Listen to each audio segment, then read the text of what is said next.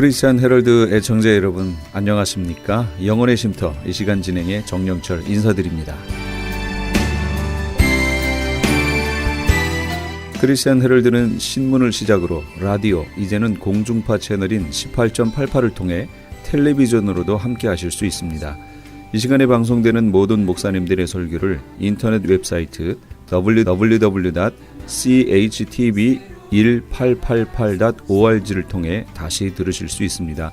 하루를 귀한 말씀과 찬양으로 마감하시는 시간 되시기 바랍니다.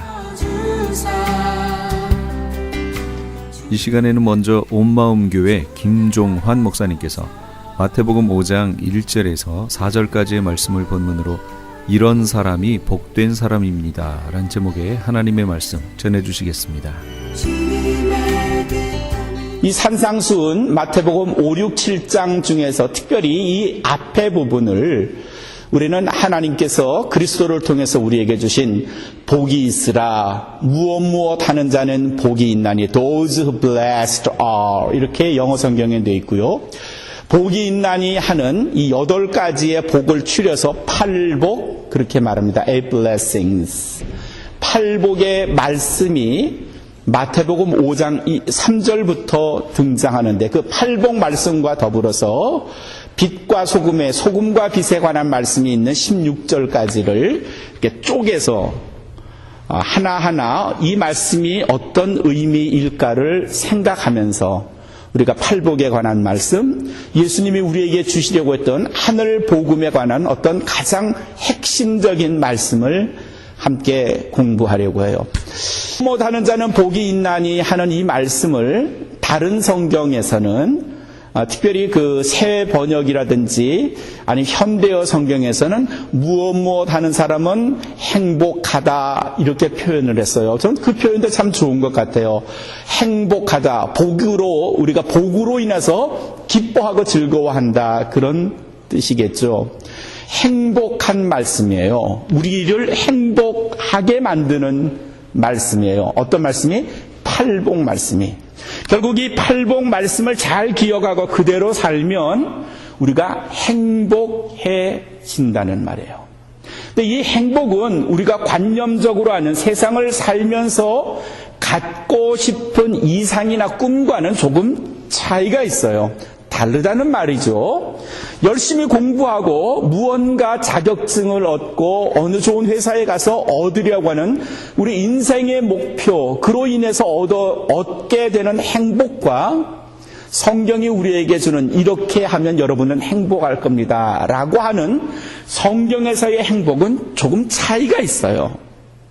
그 차이가 뭔지도 한번 느껴보시면서 또 한 가지는 나는 이 행복 안에 거하는 사람인가?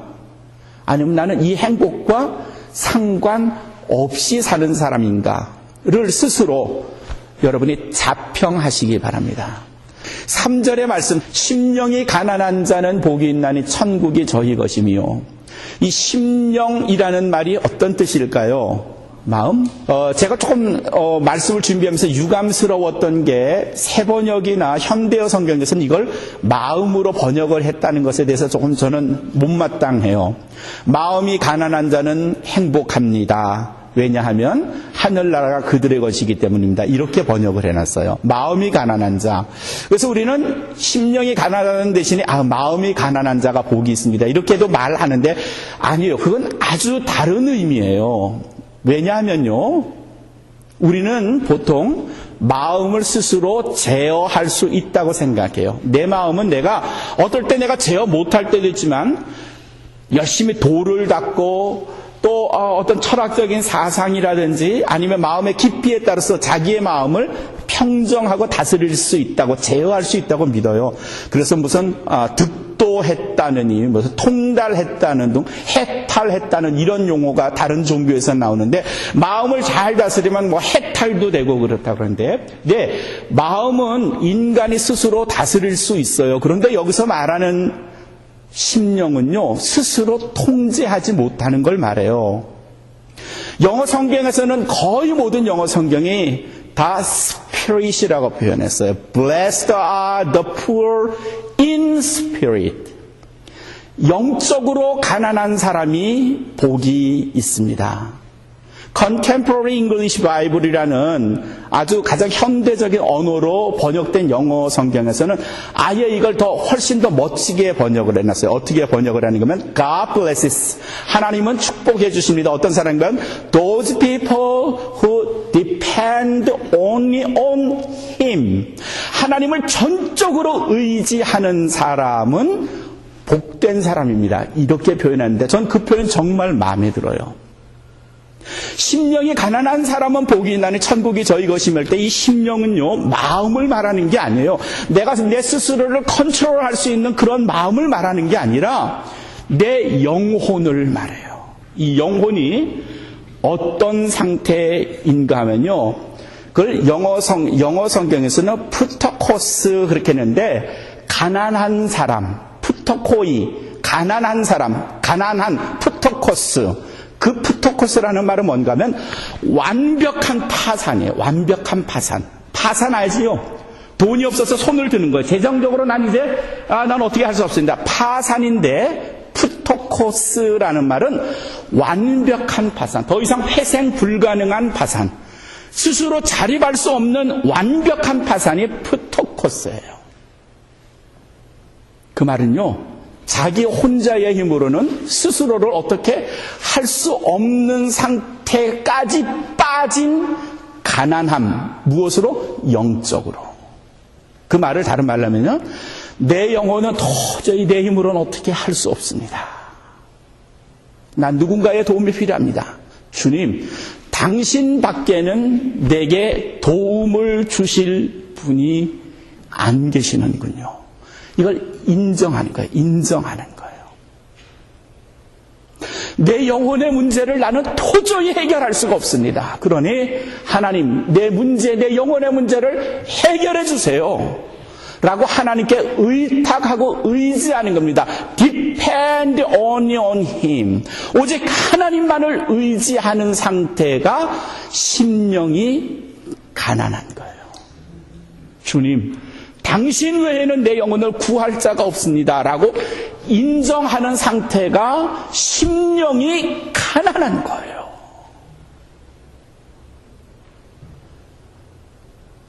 그런 사람만이 복을 받게 된다는 거고요. 그런 사람에게 천국이 주어진다는 거죠. 결국 하나님을 믿는다는 건요, 그리스도를 구세주로 인정한다는 건요, 내 영혼의 소생에 관해서 나는 단 1%도 힘을 발휘할 수가 없습니다. 적어도 난 내 영혼에 관해서는 힘을 전혀 쓸 수가 없습니다. 완벽하게 나는 가난한 사람, 나는 파산한 사람입니다. 로 인정하는 거예요. I am nothing. 나는 아무것도 아닙니다. Without you, without the Lord. 하나님 없이 나는 아무것도 아닙니다. 고백하는 사람이고요. 이걸 인정하는 사람이에요. 조금이라도 내 영혼을 내가 어떻게 하면 내 영혼이 살아날 거다, 이렇게 말한다면 그는 가난한 사람이 아니에요. 내가 내 영혼을 위해서 어떻게 해보겠다라고 생각을 한다면 그 사람은 절대로 심령이 가난한 사람이 아니에요. 어떻게 하면 하나님께 복을 받을 수 있느냐? 어떤 사람이 행복한 사람이냐? 인정하세요. 내 영혼을 위해서 나는 아무것도 할 수 없습니다. 오직 하나님만이 내 영혼의 구원자 되십니다. 인정하셔서 행복한 그리스도인, 복을 받는 그리스도인 되시기를 주님의 이름으로 축원합니다. 시편 37편 5절에서 너의 길을 여호와께 맡기라. 내 길을 여호와께 맡기래요. 저를 의지하면 저가 이루시고 그랬어요. 우리의 인생, 나는 내 앞길, 내 미래, 내가 생각한 모든 계획, 나는 아무것도 할 수 없지만 내가 당신에게 맡기면, 주님에게 맡기면 주께서 내 길을 책임져 주시고 이루어 주실 줄로 믿습니다. 이 심령이 가난한 자에게 주어지는 복이 뭔가 하면 천국이 어떻다? 저희 것이며 그래서 천국이 바로 그 사람, 심령이 가난한 사람의 것이래요. 천국이 가난한 사람에게 주어진다는 말은요, 우리의 영혼을 주께 맡기면 주께서 우리의 영혼을 하늘나라로, 하나님의 나라로, 천국으로 인도해 주신다는 말씀이에요. 뿐만 아니라 이 땅에 사는 동안에도, 우리가 이 땅에 발을 붙이며 숨을 쉬는 동안은 하나님의 통치가, 하나님의 섭리가, 하나님의 인도하심이 우리와 항상 함께 하신다는 약속의 말씀인 줄로 믿으시기 바랍니다. 내 영혼을 주께 맡깁니다. 나의 삶을 주께 맡깁니다. 그렇습니다. 나는 오직 하나님께 맡겨진 사람입니다. 이렇게 살면 하나님께서 우리의 인생을 책임지시고 우리가 하나님 나라에 갈 때에도 아들아 딸아 내가 너를 기다렸다, 우리를 맞아 주신다는 말씀이에요. 누가 심령이 가난한 자냐? 우리의 영혼을 전적으로 하나님께 의탁하고 맡기는 사람이라 그랬어요. 이어지는 4절 말씀에서 두 번째 복을 우리 주님께서 우리에게 말씀하셨어요. 애통하는 자는 복이 있나니 저희가 위로를 받을 것이며. 애통한다는 말이 뭘까요? 슬퍼하는 거예요. 슬퍼하는 거예요. 눈물을 흘릴 때가 많아요. 어떤 때 눈물을 흘리나요? 슬플 때, 또 기쁠 때도, 또 속상할 때도 눈물. 장원사님은 속상할 때도 눈물 나시는 거예요. 그렇죠. 속상할 때, 억울하고 그럴 때 눈물 나요. 맞아요. 양파 깔 때도 눈물 나고요. 하품할 때도 눈물 나고요. 그래서 애통해가지고 눈물을 많이 흘리면 그 사람이 복되대요. 그러면 대체적으로 여자는 남자보다 더 복된 거예요. 그렇죠? 아멘. 여자는 눈물을 잘 흘려요. 울 때 눈물 속에는 리소자임이라는 항생 물질이 들어있대요. 이 눈물에는 이런 항생 물질이 있는 것뿐만 아니라 로이소닌 펠라친이라고 하는 물질이 또 들어가 있어요.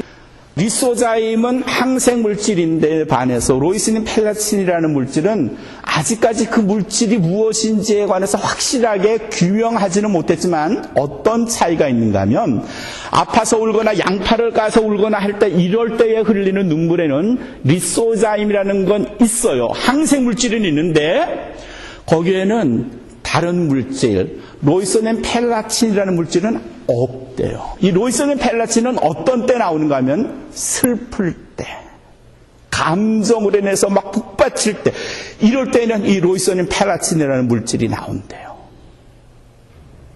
그러니까 같은 눈물이라도 아파서 흘리는 눈물의 물질과 슬퍼서 흘릴 때 눈물에서 들어가 있는 물질이 다르대요. 애통한다 하는 건요, 슬프다는 거예요.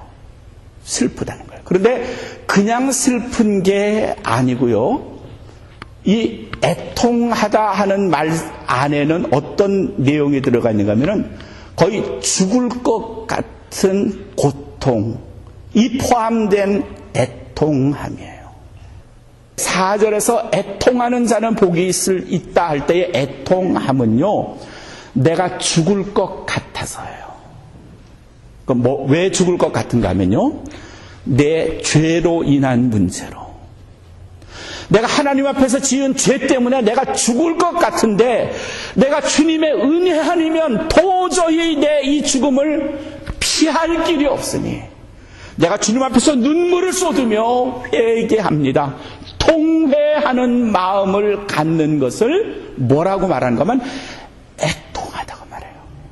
시편은 6편은 다윗 왕이 큰 죄를 저질렀어요. 하나님 앞에서나 사람 앞에서나 엄청난 죄를 저질렀는데 남의 여자 밧세바를 자기의 아내로 삼고 그 남편을 전쟁에 보내 죽게 만들었어요. 하나님이 이걸 진노하셔가지고 엄청나게 다윗을 꾸짖으셨어요. 그랬더니 다윗이 자기의 잘못을 비로소 알고 하나님의 은혜가 아니면 내가 죽습니다라고 통회하면서 흘린 눈물과 기도가 시편 6편인데 그 6절에 뭐라고 되는가 하면 밤마다 내 눈물로 내 침상을 적시며 내 요를 적시나이다 그랬어요. 밤마다 내 흘리는 통회의 눈물, 내 애통하는 눈물로 내 침상을 띄우고 침대가 눈물에 둥둥 뜬대요. 내 요를, 내 이불을 적시나이다. 얼마나 하나님 앞에 하나님의 은혜 안에 내가 죽습니다. 내가 죽겠나이다 라고 하나님 앞에서 고백했으면 다윗이 이렇게 하나님께 기도했을까요? 이 기도가 바로 통회 애통함이에요. 우리가 잘못 참 많이 해요. 실수를 많이 해요. 네, 요즘엔 참 잘못했다고 인정하는 사람들이 참 적어요. 정치인들이나 어떤 사람들, 우리 동네에서도, 교회에서도 때로는 보면요. 자기가 잘못은 저질러놓고, 최 집사님이 그랬으니까 내가 그랬던 거지. 저 사람한테 뭐라고 저 사람이 잘못한 거야. 내가 뭘 잘못해서 저 사람이 나한테 그랬으니까 내가 했던 거지. 잘못 인정 잘 안 해요. 그리고 끊임없이 자기의 잘못을 다른 사람한테 전가시키는 일에만 급급해요. 애통한다고요? 천만에요. 애통하기는 그냥 계속해서 다른 사람에게 책임을 전가시키는 우리의 이 못된 생활의 버릇. 성경은 뭐라고 하는가 하면요. 그렇게 하지 말고 내 잘못을 인정해. 내가 얼마나 하나님 앞에 큰 죄를 저질렀는지, 내 죄가 얼마나 잘못된 건지를 인정해. 그래야 너는 복된 자고 애통하는 자는 복이 있나니 저가 어떡한다? 위로를 받을 것이며 그랬어요. 우리 기도는 많이 해요. 근데 통회하는 기도, 잘못을 인정하는 기도 잘해요? 주님, 제가 어저께요. 제가 최 집사님한테서 제가 20불을 받았는데 아직 돌려주지 않았거든요. 제발 저 잊어버리게 해주세요. 이런 기도는 해요. 내가 거짓말을 했는데 그 거짓말은 제가 잘못한 게 아니고요. 박 집사님이 나한테 그래가지고 내가, 그걸 이렇게 이야기하다 보니까 내가 거짓말했지만 그건 내 잘못이 아니에요, 하나님. 자기의 잘못을 변명할 수도 있고 구하는 것을 원하는 것을 하나님께 기도하긴 하는데 정말 마음을 찢으면서 내가 이 일 때문에 하나님 앞에 죄를 지었습니다. 내가 그리스도를 또 못 받게 했군요. 내가 지은 죄 때문에 하나님 얼마나 마음이 아프시겠습니까? 제가 너무 약합니다. 의지가 약합니다. 그래서 순간 제가 잘못했습니다. 주님 용서해 주세요. 이런 통회의 기도가 우리한테 얼마나 있을까요? 이런 회개의 기도, 깊은 회개의 기도가 얼마나 있을까요? 애통하는 자는 복이 있다고 했는데 이 애통하는 자의 모습으로 우리가 얼마나 살아갈까요? 끊임없이 다른 사람을 끌어들여 그에게 책임을 전가하는 데 익숙한 우리들, 정작 애통하는 자는 복이 있다고 했는데 회개의 기도, 인정하는 기도는 없이요. 사랑하는 성도 여러분, 애통하는 자에게 복이 있다고 했어요. 자기의 잘못을 깊이 인정하고 통회하며 자복하고 다윗처럼 내 눈물로 침상을 띄우고 요를 적실 만큼은 아니겠지만 주님, 제 죄를 인정합니다. 통회하는 기도를 하심으로 복된 자가 되시기를 주님의 이름으로 축원합니다. 그럼 그에게 주는 복이 뭘까요? 애통하는 자는 복이 있나니 저희가 위로를 받을 것이며 그랬어요. 이 위로라는 말은요, 빠라칼레오라는 말이에요. 빠라칼레오라는 말의 의미가 뭔가 하면은 곁으로 오게 하다, 가까이 오게 하다, 곁에 둔다, 그런 뜻이에요. 죄는 어떤 속성이 있는가 하면 죄는 죄 지은 사람과 또 죄를 지음으로 인해서 폐를 끼친 사람 사이의 관계를 단절시켜요. 그리고 그 두 사람 사이의 거리를 멀게 해요. 제가 이문정 권사님한테 뭘 잘못을 했어요. 말 실수를 해가지고 잘못을 했어요. 제가 임 권사님을 나쁘게 말했단 말이에요. 그러면 임권사님이 그걸 아는 순간에, 그리고 제가 임권사님이 내가 말한 걸 안 해? 라는 순간에 두 사람과의 거리가 점점 멀어져요. 이탈되는 거죠. 멀어짐입니다. 죄는요, 사람과 사람 사이의 거리를 멀게 하고요, 하나님과 나 사이의 거리를 멀게 해요. 점점 멀어지는 거예요. 죄를 범한 사람도 가까이 못해요. 또 저 사람이 나한테 죄를 지었다는 걸 아는 순간에 가까이 하고 싶지 않아요. 그렇죠? 이렇게 멀어진 상태를 애통하는 마음을 가지면 하나님께서 우리에게 빠라깔레오, 가까이 두게 하신다는 말이에요. 하나님이 우리를 가까이 두신대요. 내가 집사님한테 잘못했어요. 권사님에게 잘못을 했어요. 집사님 제가 말실수를 했네요. 정말 죄송해요. 제가 잘못했네요. 그런 실수 이제 안 할게요. 그럴 수도 있죠. 그렇지만 이제는 우리 이제 더 가까이 하죠. 더 자주 만나죠. 더 자주 이야기하죠. 가까워지는 거예요. 하나님께 우리의 죄를 고백하면, 우리가 하나님 앞에 진정으로 잘못했다고 인정하면, 내 죄의 문제 때문에 하나님의 마음을 아프시게 했다고 인정하면, 하나님께서 야, 너 잘못했지. 이제 너 다시는 내게 가까이 오지 마. 이러시는 하나님이 아니라, 내 딸아, 내 아들아, 그래, 멀리 가 있었더니 힘들었지. 가까이 오려무나. 내 품에 오려무나. 그리고 하나님 품에 안긴 우리들의 등을 두드려 주시면서, 그래, 넌 내 딸이지. 넌 내 아들이지. 이게 애통하는 자는 복이 있나니 저희가 위로를 받을 것이며, 그 말이에요.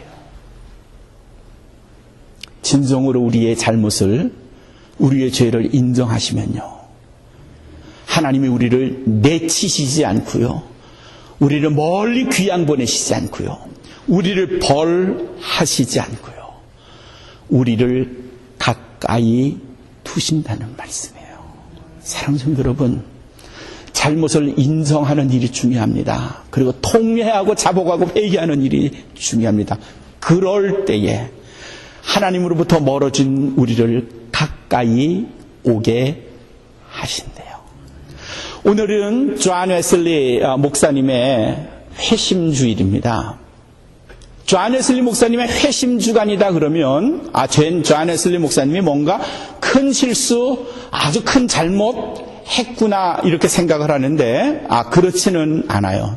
존 웨슬리 목사님이 1703년에 태어났고요. 회심했던 날이 언젠가 하면 1738년, 그러니까 나이 35살이 되던 해 5월 24일, 그날이 수요일이었어요. 그 전까지 존 웨슬리 목사님은 어떻게 살았는가 하면, 내가 열심히 살아야지, 내가 착한 일 많이 해야지, 남을 도와줘야지, 열심히 하나님의 말씀 안에서 살아야지, 내가 열심히 착하게 의롭게 살면 나는 구원을 얻을 거야. 그런 마음으로 살았어요. 좋은 마음이에요, 나쁜 마음이에요? 좋은 마음이에요. 잘 산 거예요, 못 산 거예요? 잘 산 거예요. 그런데 바로 그날 5월 24일 올더스게이트라고 하는 영국의 한 작은 거리에 한 교회가 있었고요. 수요 저녁에 그 교회 안에 들어갔더니 그때 어떤 한 사람이 로마서의 앞에 있는 인트로덕션 서문을 읽었어요. 의인은 오직 믿음으로 말미암아 살리라 하는 말씀을 들으면서 존 웨슬리 목사님이, 아이고, 내가 이제까지 잘못 살았구나 를 생각하고 인정하고 회개했다는 말이에요. 왜 잘못 살았어요? 착하게 살았고 거짓말 안 하고 의롭게 살았는데 왜 존 웨슬리 목사님이 잘못 살았다고 생각했을까요? 고백했을까요? 이유가 뭐죠? 이유가 뭐죠? 존 웨슬리 목사님이 왜 잘못 살았다고 생각했을까요? 네, 잘못 살았어요. 적어도 사람으로서는 옳게 살았지만 크리스찬으로서는 잘못 살았어요. 왜 잘못 살았는가? 이겁니다. 우리가 착하게 살아야 돼요. 여러분은 착하게 살아야 돼요. 거짓말하지 말고 진실하게 살아야 돼요. 근데 왜 진실하게 살아야 돼요? 그러면 내가 천국 가니까? 맞아요? 내가 착하게 살면 천국 갑니까? 대답해 보세요. 착하게 살면 천국 가요, 못 가요? 못 가요. 착하게 살면 천국 못 가요. 존 웨슬리 목사님은 내가 의롭게 살면, 착하게 살면, 선행을 많이 하면 천국 가겠거니 생각을 했는데 1738년 5월 24일 저녁에 이게 아니네, 잘못 살았네 라고 생각하고 깨달은 날이 바로 그날이에요. 그럼 어떻게 살아야 되느냐? 어떻게 천국 가느냐? 어떻게 의롭게 되느냐? 예, 우리가 착하게도 살아야 되지만 예수 그리스도의 이름이 아니면, 하나님의 은혜가 아니면 절대로 의롭게 되지 않고 하나님 나라에 갈 수 없는 거죠. 그러면 왜 우리가 착하게 살아야 되느냐? 네, 우리가 하나님의 은혜로 의롭게 되니까, 하나님의 백성이 되니까, 구원받은 백성이니까, 그래서 착하게 사는 거지, 내가 착하게 산다고 내가 천국에 가는 게 아니에요. 존 웨슬리 목사님이 인정한 게 바로 그거고요. 깨달은 게 바로 그거고요. 회심의 내용이 바로 그거죠. 오늘 말씀, 팔복의 말씀의 첫 번째, 두 번째가 바로 거기에 있습니다. 내가 착하게 살고 의롭게 살고 정직하게 살면, 진실하게 살면 하늘나라 간다고요? 아니요. 하나님께 내 인생을 맡겨야 돼요. 그리고 내가 착하게 살더라도, 아무리 착하게 의롭게 살더라도 내 죄는 여전히 존재해요. 아무리 착하게 살고 아무리 의롭게 살고 진실하게 살려도 여전히 내게는 죄가 있어요. 해결하지 못하는 내 죄를 인정하는 거예요. 그게 애통하는 거예요. 존 웨슬리 목사님의 회심 기념일을 맞아서 혹이라도 내가 착하게 살면, 내가 의롭게 살면 하늘나라의 문제가 해결될 거라고 생각하지 마세요. 하늘나라의 문제는 하나님 외에는 해결하실 수 있는 방법이 없다는 게 오늘 우리에게 주시는 말씀입니다. 심령이 가난한 자, 애통하는 자가 복이 있고요, 그가 천국을 누릴 것이고 하나님께서 그를 가깝게 오게 하시며 위로를 하신다는 오늘 이 팔복 첫 번째, 두 번째 말씀을 기억하시면서, 나는 구원받은 백성에게 진실하게 세상을 산다 자랑하심으로 팔복의 말씀의 소유자, 하나님의 말씀 안에서 거하시는 여기 모인 우리 온마음교회 모든 성도가 되시기를 주님의 이름으로 축원합니다.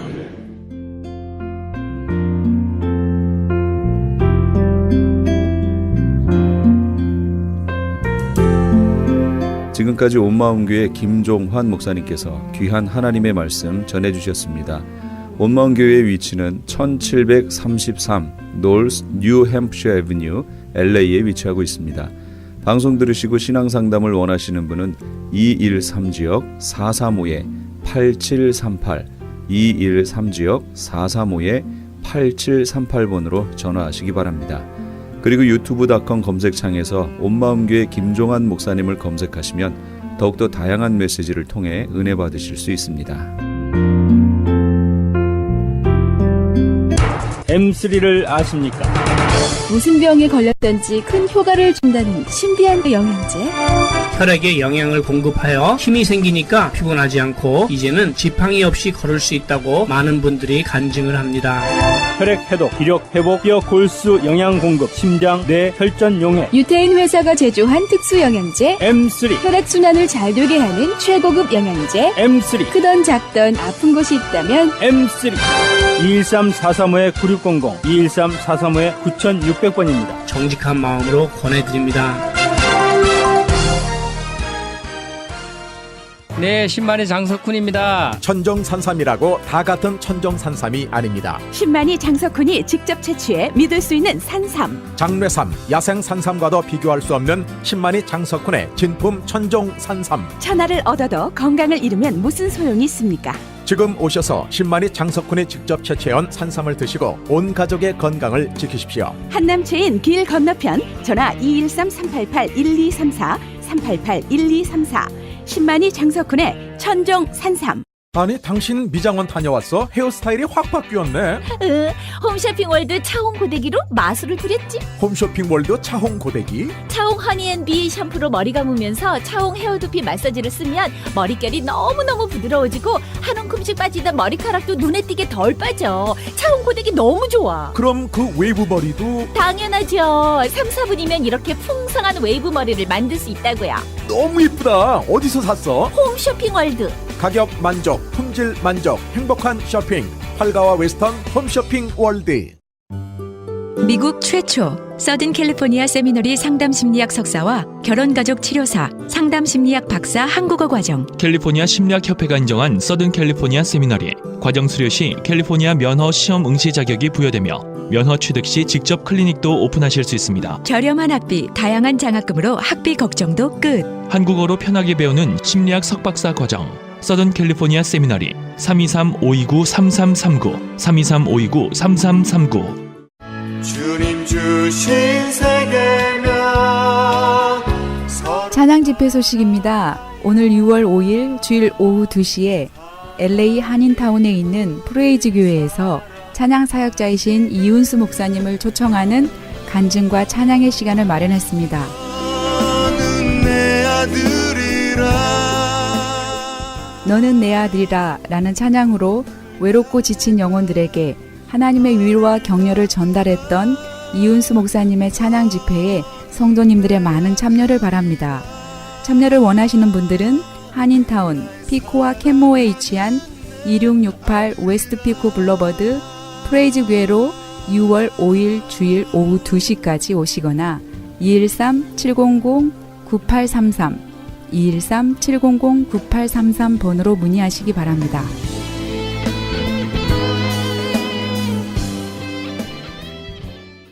지금 여러분께서는 크리스천 헤럴드 방송에서 보내드리는 영혼의 쉼터 함께하고 계십니다. 이어서 코너스톤 교회 이종용 목사님께서 베드로후서 3장 8절에서 13절까지의 말씀을 본문으로 약속이란 제목의 하나님의 말씀 전해주시겠습니다. 우리 주님의 다시 오심에 대해서 재림에 대한 몇 가지 성경적인 진리를 다시 한번 복습하는 그런 시간을 갖기를 원합니다. 머리로 아는 것이 오늘 기도 말씀 그대로 기도했던 그대로 우리 심장으로 내려가는, 그래서 우리의 삶에 그냥 파워풀하게 폭발하는 그런 어떤 재림의 사건이 되기를 원합니다. 정확하게 알기를 원합니다. 그리고 깨어있기를 원합니다. 그리고 그런 삶을 살기를 원합니다. 정말 예수님 재림이 정말 있을 것인가? 주님이 정말 다시 오실 것인가? 만일 재림을 믿지 못하는 그리스도인이라면 그분들은 그리스도인들은 아닙니다. 재림을 믿어야 그리스도인입니다. 재림을 믿어야 산 믿음이에요. 죽은 믿음이 아니에요. 그래서 우리가 큐티했지만 산소망 이게 재림의 소망입니다. 이것을 우리는 믿어야 됩니다. 소망이 없는 믿음은 안 됩니다. 못 믿는 분이 한 분이라도 있다면 오늘 말씀을 통해서 재림 예수님을 맞이하는 그런 준비하는 이 시간이 되기를 우리가 원합니다. 9절에 보니까 주의 약속은 어떤 이들이 더디다고 생각하는 것 같이 더딘 것이 아니라 오직 주께서는 너희를 위하여 오래 참으사 아무도 멸망하지 아니하고 다 회개하기에 이르기를 원하시느니라. 주님이 이렇게 말씀하고 있습니다. 예수님의 재림은 인간들이 만드는 신화가 아닙니다. 우리 예수 믿는 사람들이 이렇게 했으면 좋겠다고 소원하는 그런 것이 아니라 하나님의 약속이라고 성경은 말씀하고 있습니다. 이 promise, 약속이라는 단어가 나옵니다. 얼마 전에 제가 플로턴 가서 부흥회를 인도했어요. 그 교회 이름을 그네들은 미주 두란노 서원에서 프라미스 교회로 바꿨어요. 바로 재림의 약속을 믿는 교회가 되겠다 이거예요. 그래서 준비하는 교회가 되겠다. 그런 뜻에서 그들은 Promise Church 이렇게 한 것입니다. 이 약속이라는 단어 중요합니다. 여러분들 사람들도 약속은 중요하죠. 약속을 잘 지키는 분 참 좋아요. 약속을 안 지키는 분 참 우리가 불신하게 되죠. 참 그런 분들은 우리가 믿을 수가 없죠. 그런데 우리 주님은 약속을 지키시는 분이에요. 이 약속을 하나님이 주셨기 때문에 나는 분명히 믿어요. 예수님의 재림은 인류 역사상 가장 인간을 놀라게 하는 최상의 기적적인 사건이 난 될 줄 분명히 믿어요. 예수님을 잘 믿고 준비된 진정한 그리스도인들에게는 예수님의 재림이 언제 될지 모르지만 하나님의 시간에 하나님의 장소에서 임하시게 될 거예요. 전 세계 사람들이 다 볼 수 있도록 임하신다고 성경은 얘기했어요. 그 예수님의 재림이 나의 생애의 가장 큰 소망이고 가장 큰 축복이 전될 것이라고 분명히 믿습니다.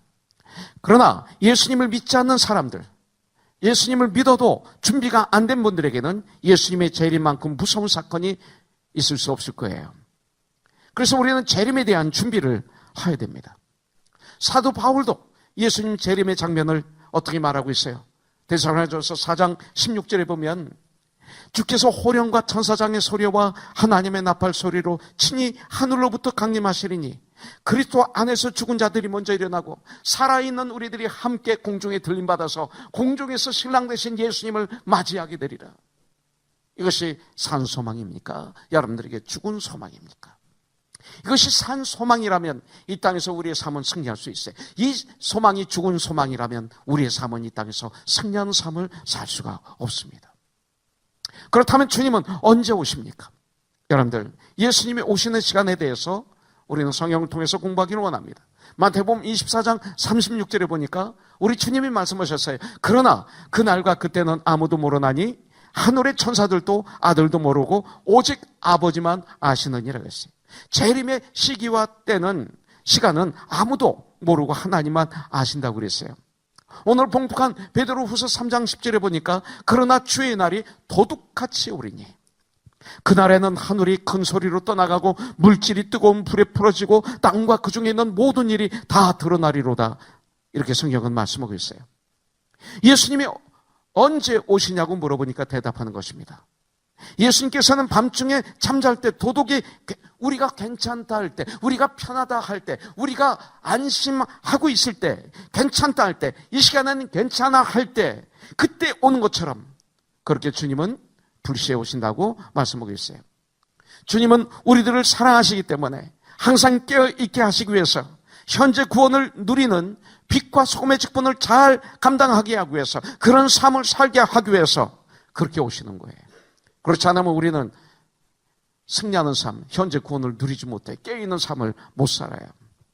근데 문제는 이 세상 사람들이 믿든 안 믿든 관계없이 교회들이 준비되었든 안 되었든 상관없이 하나님의 약속하신 예수님의 재림은 조만간 soon or later, 조만간 역사의 한 페이지를 기록하는 사실로 이루어질 줄 나는 믿습니다. 그렇다면 참 그리스도인들, 주님의 재림을 믿는 하나님의 사람들, 우리들은 어떻게 우리들의 주 예수 그리스도, 나의 주, 나의 구원자 예수님을 맞을 준비를 해야 됩니까? 이것이 지혜죠. 오늘 말씀의 핵심입니다. 그렇다면 나는 어떻게 이 재림을 준비해야 될 것인가? 예수님의 재림은 하나님의 약속이기 때문에, 말씀이기 때문에 분명히 재림하십니다. 언제 오실지 모르지만 오십니다. 그렇다면 지혜로운 사람은 예수님의 재림을 준비해야 되는데, 하나님을 믿는 우리들이 이 말세에 어떤 지혜로 살면서 그 예수님의 재림을 우리들이 어떻게 재림을 맞이하기를 우리 주님은 원하시는가? 그 내용이 11절부터 12절에 나옵니다. 이 모든 것에 이렇게 풀어지리니 너희가 어떠한 사람이 되어야 마땅하냐? 두 가지가 나와요. 거룩한 행실과 경건함으로, 거룩한 행실과 경건함으로 하나님의 날이 임하기를 바라보고 간절히 사모하라. 그날에 하늘이 불에 타서 풀어지고 물질이 뜨거운 불에 녹아지려니와, 이렇게 말하고 있어요. 그날에 하늘에 불이 타서 풀어지고 물질이 뜨거운 불에 녹아진다 그랬어요. 여러분들, 노아의 홍수는 물로 전 지구를 덮으면서 심판하셨죠. 물로 심판했어요. 그러나 성경에 말하고 계십니다. 노아의 홍수 후에 마지막 심판은 불로 심판하시겠다고 몇 천 년 전에 예언하셨어요. 와, 지구 돌아가는 거 보세요. 여러분들, 모든 것들은 준비가 되지 않았습니까?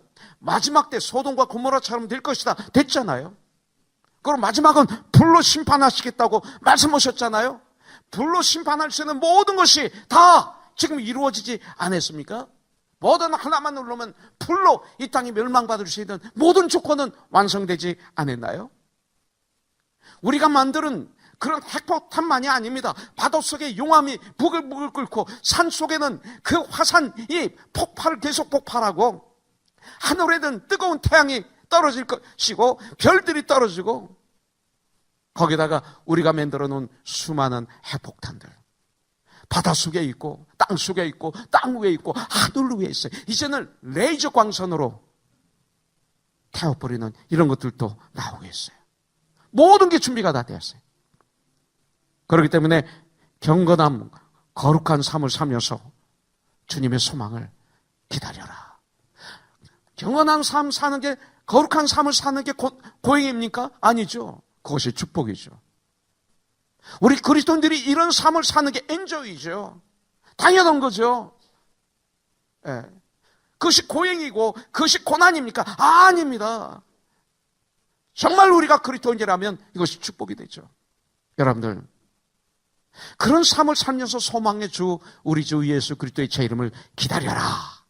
그러면서 베드로후서는 끝나는 거예요. 경건한 삶을 살아야 돼요. Fear God. 하나님을 경외하는 삶을 살아야 돼요.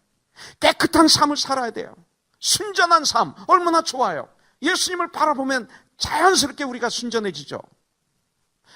세상을 바라보면 욕심이 생겨서 더러워지죠. 주님을 바라보면서 주님 말씀 앞에 무릎을 꿇으면 우리 마음이 얼마나 피요해집니까? 그렇잖아요. 구별된 삶을 사는 거예요. 구원받은 삶, 거룩한 삶, 니콜 구별된 삶이에요. 부끄러움이 없는 삶을 살아야 돼요. 여러분들. 그리고 소망을 천국에 두고 산 소망을 가지고 재림의 예수님을 기다리는 자세로 살아야 된다고 베드로후서는 우리에게 말씀하고 있어요. 그리고 소망을 천국에 두고 우리를 데리러 오시는 예수님의 재림을 기다려라 말씀하고 있어요. 우리는 언젠간 죽는데, 다 놓고 가는데, 죽을 때 보면 헛수고였어. 주님이 주신 그 시간을 나는 왜 이렇게 안개처럼 버렸나. 주님이 주신 그 시간에 그 아름다운 관계를 맺을 수 있는데 내가 왜 이렇게. 아무것도 아니에요. 남는 건 이거예요. 우리는 정말로 유익하게 하나님의 영광 위해서 멋있게 우리는 사용하고 귀하게 사용하고 귀하게 사용해야 돼요. 무엇을? 우리의 재간을, 우리의 시간을, 우리의 정성을, 우리의 물질을, 우리의 마음을 주님께 드려야 돼요. 오늘 우리가 그런 시간을 가지십시오. 정말로. 여러 가지 중요한 결정을 할 때 주님과 상의를 하세요. 그리고 기도하세요. 우리가 얼마 전에 한 큐티 베드로후서 1장 1절부터 2절에 뭐라고 말씀하고 있어요? 하나님과 우리 주 예수를 알므로 그랬어요. 여러분들 예수님을 아세요? 아니, 성경도 읽지 않았는데 어떻게 알아요? 모르죠. 성경 읽지 않으면 몰라요. 설교를 들어서 조금 알아요. 근데 날마다 내가 영적인 양식인 하나님의 말씀을 먹고 큐티하고 창세기부터 요한계시록까지 죽어라 읽지 않으면 우린 예수 몰라요, 솔직히. 근데 여기서 우리 주 예수를 알므로 은혜와 평강이 너에게 더욱 많을지어다. 아는 만큼 은혜와 평강이 더욱 많을지어다. 3절, 그의 신기한 능력으로 생명과 경건에 속한 모든 것을 우리에게 주셨으니 이는 자기의 영광과 더불어서 우리를 부르신 이를 알므로 말미암으니라. 예수님을 어떻게 알아요? 예수님을 어떻게 알아요? 하나님과 우리 주 예수님을 알므로 말미암아 은혜와 평강이 아는 만큼 더욱 많아지게 됩니다. 모르는데 무슨 은혜와 평강이 있어요? 신기한 능력으로 생명과 경건에 속한 모든 것을 우리에게 주셨는데 이는 우리를 부르신 예수 그리스도를 알므로 말미암다. 이런 사람에게 능력이 있죠. 그런데 문제는 말씀을 통해 우리 주님을 알 수 있는데, 그렇게 오랫동안 교회를 다녔는데 믿음 생활을 했는데 성경 말씀을 얼마나 많이 읽었느냐 이거예요. 성경을 몇 번이나 읽었느냐 이거예요. 그래서 모르는 거예요. 그것이 바로 나의 믿음의 현주소예요. 물론 많이 읽고 교만한 사람이 있어요. 그 사람들은 잘못된 거죠. 말씀과 기도를 통해서 우리는 주 예수 그리스도를 하나님을 알아가게 돼 있어요. 아는 만큼 은혜와 평강이 우리에게 임해서 능력 있는 삶을 우리가 살게 돼요. 그런데 세상이 너무나 바빠서 그리고 이것저것을 시간을 다 빼앗겨 버렸어요. 도둑질 당했어요. 그러면 우리들의 인생이 무엇이 되겠어요? 베드로후서 2장 12절을 보니까 이 말씀에 잡혀 죽기 위해서 난 이성 없는 짐승 같아서 그랬어요. 알지 못하는 것을 비방하게 돼요. 하나님 말씀을 모르니까 엉뚱하게 알지 못하는 것을 비방하게 돼요. 모르기 때문에 멸망 가운데서 멸망을 당할 수 있게 되는 거예요. 이런 삶의 결과가 17절에 나와요. 물 없는 삶이에요. 물 없는 삶이 얼마나 비참합니까? 얼마나 주의 영향을 줄 수 있나요? 안 되죠. 광풍에 밀려가는, 엄청난 바람에 밀려가는 안개와 같은 인생이 되는 거예요. 저와 여러분들이. 이런 인생을 살다가 캄캄한 어둠이 예비되어 있는 곳에 들어간 것으로 인생이 끝나면 안 되는 것입니다. 재림을 기다리는 우리들 마음으로 좀 더 뜨겁게 주님을 사랑해야 돼요. 저는 주 예수보다도 없네. 이 찬양을 너무나 좋아해요. 예수밖에 없네. 이것이 진정 나의 간증이 되고 고백이 되고 찬양이 되어야 됩니다. 정말 내 생명 다 바쳐서 기쁨으로 감사함으로 즐거움으로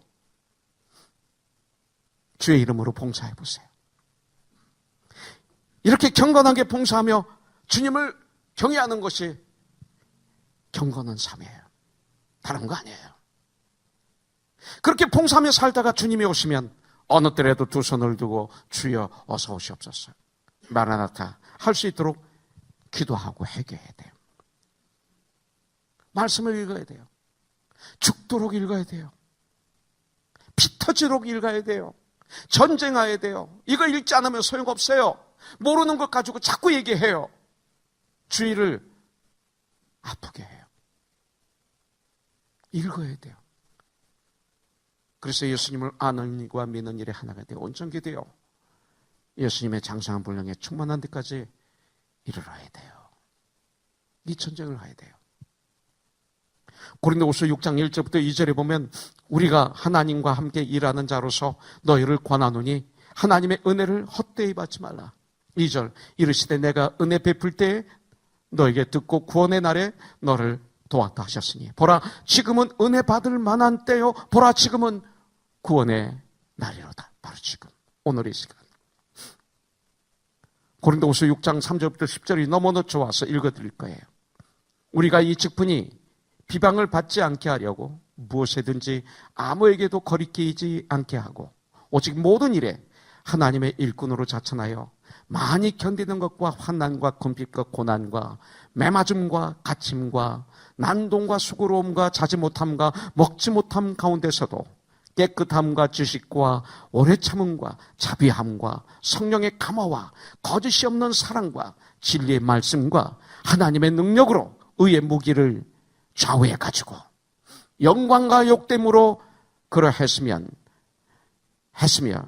악한 이름과 아름다운 이름으로 그러했느니라. 우리는 속이는 자 같으나 참되고 무명한 자 아주 무명한 자 같으나 유명한 자요 죽은 자 같으나 보라 우리가 살아있고 징계를 받는 자 같으나 죽임을 당하지 아니하고 근심하는 자 같으나 항상 기뻐하고 가난한 자 같으나 죽임을 당하지 아니하고 근심하는 자 같으나 항상 기뻐하고 가난한 자 같으나 많은 사람을 부유하게 하고 아무것도 없는 자 같으나 모든 것을 가진 자로다. 바울의 고백. 저는 설교를 마무리하기 전에 가끔 제가 간증을 했을 거예요. 근데 요 근래에 오신 분들은 이 간증을 모를 거예요. 저희 삶이 계속 체인지됐던 과정이 몇 가지가 있는데 그 중에 한 가지가 1983년도에 있었던 사건이었습니다. 나성경락교회 7주년 창립 기념 전도 집회가 있었어요. 그래서 윌셔에 있는 미국 교회를 빌려가지고 3일 동안 전도 집회를 했죠. 그때 한국에서는 한경재 목사님, 박주준 목사님이 오시고 미국에서는 샌안토니오 텍사스에서 제가 간증 찬양자로 제가 갔어요. 3일 동안 집회를 했습니다. 김기영 목사님이 부탁하셔서 박주준 목사님이 설교가 끝나면 제가 나가서 간증하고 찬양하고 구원 초청을 했어요. 3일 동안 정말 한경재 목사님, 박주준 목사님, 또 김기영 목사님 사랑을 받으면서 너무나 좋은 시간을 가졌어요. 그리고 주일날 예배가 다 끝난 다음에 거기서 돈을 주시더라고요. 그때는 저를 미국에 유학 온 지 1년밖에 안 되기 때문에 가수로 모셨던 것 같아요. 그 당시 1983년대에 5,000불이면 대단한 돈이었어요. 5,000불을 주시더라고요. 이것을 제 안 주머니에다 집어넣으니까 얼마나 제가 부자가 되는지 뿌듯해지는데, 예수님만으로 오는 부유함은 아무것도 아니었어요. 그 당시. 1년 동안 이제 걱정 않고 공부할 수 있겠구나. 그리고 며칠 동안 거기서 쉬고 맛있는 한식을 먹고 수요일날 아침 8시 25분 유나이티드 에어라인을 타고 텍사스를 가려고 비행기를 타고 출발했는데, 떴는데 공중에서 오른쪽 엔진이 폭발했어요. 불이 붙었어요. 스튜어디스가 그래요. 우리가 살 수 있는 확률은 100만 분의 1이래요. 하나님께 기도하세요. 그때만 해도 미국이 하나님 나라였어요. 그 순간 저는 무중력 상태에 들어가는 것 같더라고요. 아무 소리도 안 들리고 그냥 비행기 뚜껑이 뻥 뚫리는 것 같으면서 하늘로 직경되면서 하나님께 기도했어요. 아버지, 저 좀 살려주세요. 그때 그 기도는 전능하신 무소무지하신 아무것도 없어요. 한마디, 아버지, 저 좀 살려주세요. 그러면서 그 짧은 시간에 저의 한평생의 삶이 칼날로 쫙 지나가요. 내가 한 건 죄진 것밖에 없었어요.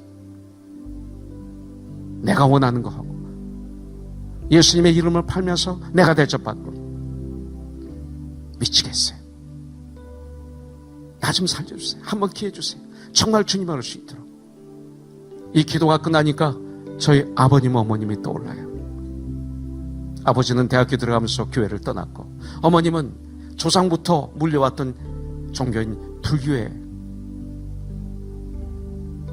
빤스앤 부적을 전보로 가지고, 내가 신학교 다니는데 우리 어머님은 그랬어요. 그 당시 주님, 저에게 효도할 수 있는 기회를 한번 주세요. 피눈물 흘리는 기도를 했어요. 이게 효도더라고요. 그분들을 예수 믿게 하는 게 효도더라고요. 저 좀 한번 살려주세요.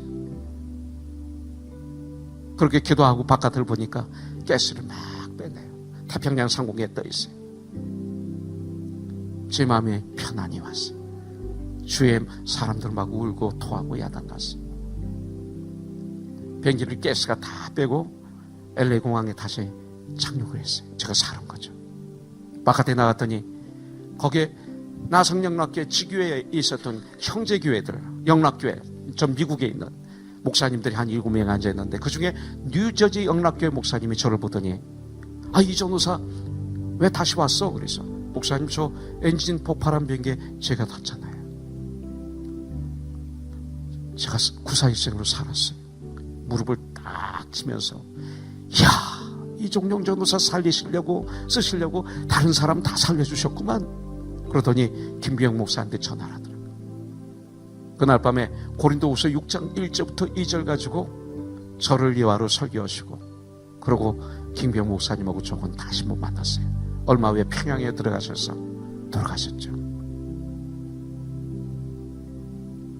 그 다음날 LA 타임즈 일면에 크게 사진이 중심에 났던 사건이었습니다. 전 그 뒤로부터 한 가지 더 깨달았어요.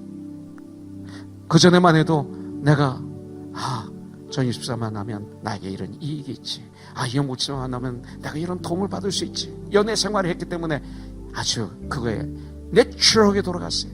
그러면서 만날 사람은 자연스럽게 친하게 지내고, 만나기 싫은 사람은 살짝 멀려오고, 이런 간교한 지혜가 있었어요. 저에게. 여동생, 형제, 난 그런 지혜가 있었던 사람이야. 연흥세 형제는 어때요? 난 과거에 그랬어요. 응세 형제도 과거에 그랬죠? 네. 지금은 아니지만 정말로 정말이에요. 제가 그랬어요. 전 그대로부터는 매 순간 지금이 처음이고 지금이 마지막이다. 이런 삶을 살려간 전쟁을 했어요. 그런 삶이 됐다는 게 아니라 전쟁을 하기 시작했어요. 그리고 유학생으로 있다가 제 아내를 만나서 결혼하고 제 아내를 통해서 영주권을 받게 되었어요. 그리고 제일 처음에 초청한 게 우리 아버님, 어머님을 오셔서 구원의 확신을 시키고 침례를 드리고 그리고 영적 성장 기본 진리를 공부하고 그리고 한국에 보내서 가시게 하셔서 지구촌교회 이동원 목사님에게 의탁을 시켰어요. 온 가족이 다 예수를 믿었죠. 막내만 빼놓고. 이제 곧 믿을 거예요, 막내도. 그러면서부터 제가 가면 아버님은 모아놨던 의문스러운 일들을 저에게 질문하고 그거 대답하고 이게 아버지와 아들의 대화가 됐어요. 제가 장손이다가 장남이에요. 저는 물질적으로 효도를 해본 적이 없어요. 죄송합니다. 효도를 못해서. 그러면 이 목사 무슨 말이야? 목회 잘하는 게 효도야. 달라졌어요. 개념이. 그때부터 저는 보라 지금이 구원의 시간이야. 보라 지금이 은혜의 시간이다. 바로 이 시간. 이런 참된 현재 구원을 누리는 삶을 사는 훈련하는 출발점이 그때 되었어요. 그래서 여기까지 온 거예요. 오늘 밤 주님이 우리를 데려가실지 몰라요. 오늘 밤 Are you ready? 준비하셔야 돼요. 전 이 사건 이후로 제 기도가 달라졌어요. 예배가 달라졌어요. 사람을 대하는 게 달라졌어요. 주일 예배 항상 회개도 있어야 되지만 아니 감사가 차고 넘쳐야 돼요. 회개는 그때그때 하세요. 그리고 주일날도 회개를 할 수 있어요. 우리들 이 시간을 바라봐요. 베드로후서 3장 13절에 보니까 우리는 그의 약속대로 그러나 우리는 그의 약속대로 의가 있는 곳인 새하늘과 새 땅을 믿음의 눈으로 바라보노라. 산 소망을 가지고 나는 사노라. 할렐루야.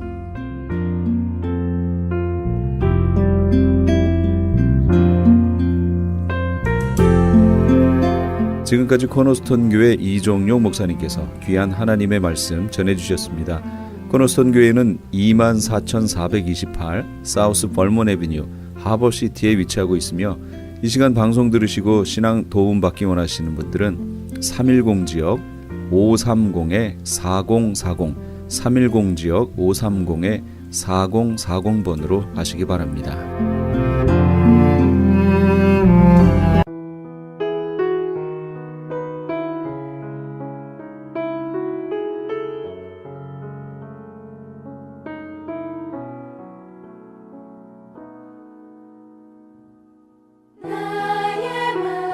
내 몸의 등불은 눈이라. 네 눈이 성하면 온 몸이 밝을 것이요 만일 나쁘면 네 몸도 어두우리라. 누가복음 11장 34절 말씀입니다. 인간은 성령이 주시는 힘이 있어야 눈을 뜨고 세상을 보고 그리고 삶을 보고 사람을 보고 문제와 그 해결의 실마리를 볼 수 있고 또 하나님을 보게 됩니다. 이런 눈이 열리지 않는 한 직분을 맡고 제 아무리 기도를 많이 하고 봉사를 한다고 해도 소용이 없게 됩니다. 우리의 영의 눈이 열릴 때 모든 것이 달라지며 분명해지는 것이죠.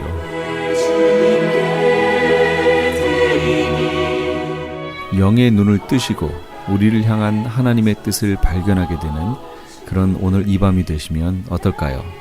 지금까지 크리스찬 헤럴드 방송에서 보내드린 영혼의 쉼터의 정영철이었습니다. 평안한 밤 되시기 바랍니다.